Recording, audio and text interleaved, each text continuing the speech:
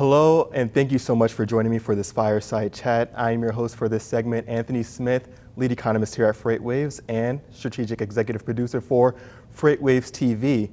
I have a very special guest here for this fireside chat, an influential leader, an excellent mentor in the space of food and CPG, and I'm honored to have Zeta Smith, CEO of Sodexo Seniors North America Division. Zeta, thank you so much for joining us today. Thank you, Anthony. Pleasure to be here. So Zeta, this is a fireside chat for our Global Supply Chain Summit. Going over for today is going to be the food and CPG division specifically. With Sodexo, you service various sectors, whether it be schools, private businesses, corporations, military, anything and everything. You specifically, in your team, specifically serve the seniors division. Was there added pressure servicing such an at-risk population? Yes. Sodexo serves, many segments, but obviously I have the senior segment, and we provide dining and cleaning services to senior communities across the country. And so obviously when the pandemic hit, our most vulnerable population, quite challenging, and obviously pressure follows that. And these senior communities are, they range from independent living to nursing homes. And so you have a variety of the types of services that we had to provide. And so when the pandemic hit, you go from open dining rooms to now we have to deliver food safely. And so I do think that, implementing quick safety protocols, getting the, personal protective equipment, all those challenges certainly was important to make sure that we took care of our senior residents. Certainly a lot going on. And on top of all of this, you just completed your first year with Sodexo as well.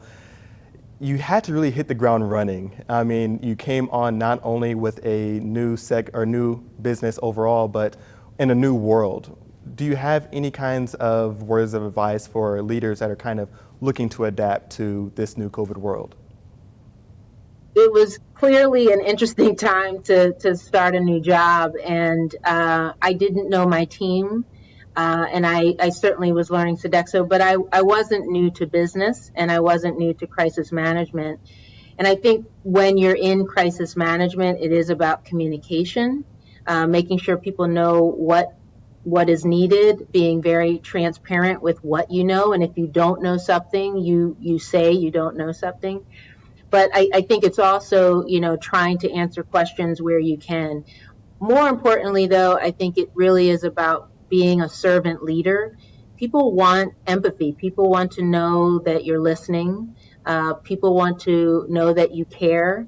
And certainly going through a crisis that was so ambiguous and really scary, as a leader, you need to make sure that people know that you care. So I felt that resonated the most, and not exactly my experience in the senior living industry at the time.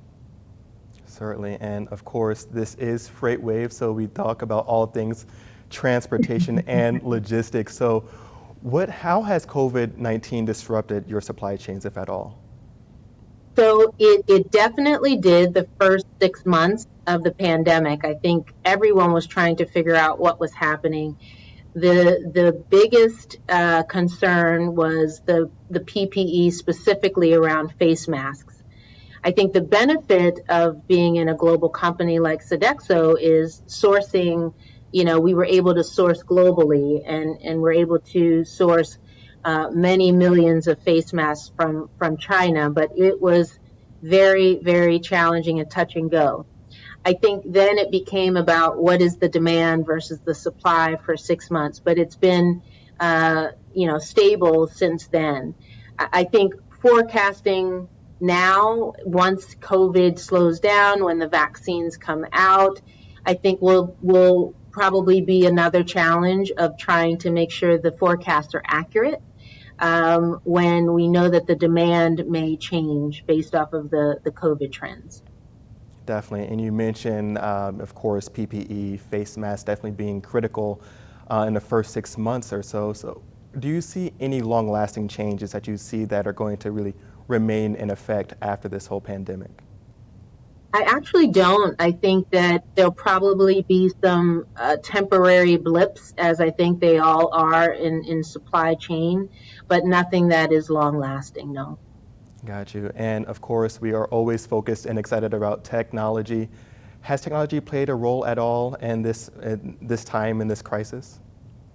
Yes, actually, Sodexo really was a virtual working company when I joined. Many of my counterparts did not live in headquarters area, which is based here in Maryland. They live across the country, so we were actually used to working remotely with laptops and Teams and Zoom, etc. I think the addition of how do we interact with clients really was elevated with technology, because obviously the senior communities were shut down. We weren't allowed to go into those. So how do you have a chance to connect with clients? And so we had to use technology.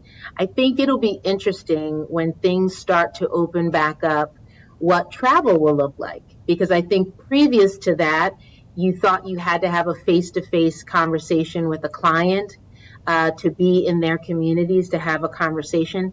I think close to now a year, we've all been working virtually. And I think we see the benefit of, hey, you can probably still conduct business virtually as well as physically travel. So I think it may help with travel expenses. Got it. And you mentioned connecting, of course, with your clients, but throughout this pandemic, we've seen connections across industries and many type of partnerships. Has Sodexo partnered with any unlikely sources or facilitated any of those unifications? Yeah, interestingly enough, one of the biggest challenges since this pandemic for senior communities has been resident isolation. And many of these residents haven't had an ability to leave their rooms or see their families because of COVID. And so we actually partnered with Girl Scouts USA, and we did a letter writing campaign back in the fall. And then we're actually in the process of doing the Valentine's letter writing campaign now. But we actually had over 600,000 letters that were sent to not just our accounts in senior communities, but across senior communities across the entire country. And again, I think it just speaks to trying to make connections, the younger girl population, making connections, with the elderly, who certainly were seeking some type of connection outside of their room. So we really viewed that as a success, and actually we're going to continue to launch these letter writing campaigns every couple of months. Beautiful. Definitely sounds like two ends of the spectrum coming together and creating a beautiful story.